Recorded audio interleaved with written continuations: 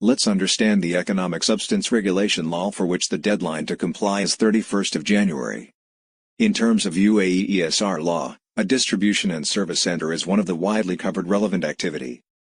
A distribution and service center business refers to two distinct activities that are covered under one relevant activity heading. A licensee is considered engaged in a distribution business if it purchases raw materials or finished products from a foreign group company, and distributes those raw materials or finished goods. A licensee is considered engaged in a service center business if it provides consulting, administrative or other services to a foreign group company. Let's understand it through two different scenarios.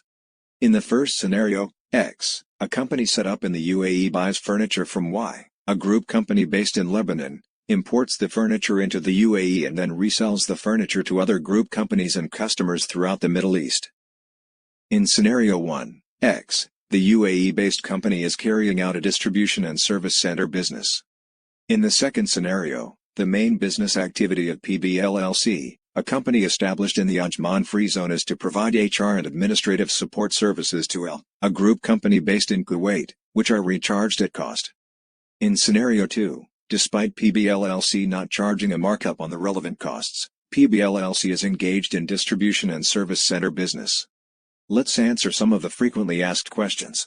Does a business that purchases goods from a foreign group company and sells such goods, in or outside the UAE, fall within the scope of a distribution and service center business, if the goods are directly dispatched to the customer by the foreign group company?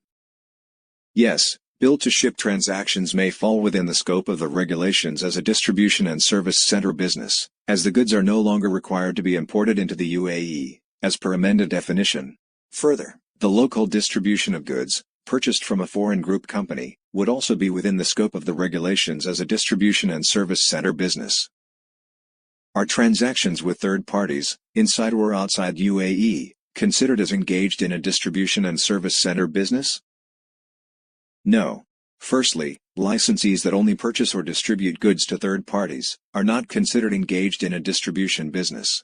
Likewise, licensees that are engaged in the business of providing services to third parties only are not considered as carrying out a service center business.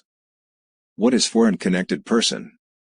Foreign connected person is a connected person that is not tax resident in the state.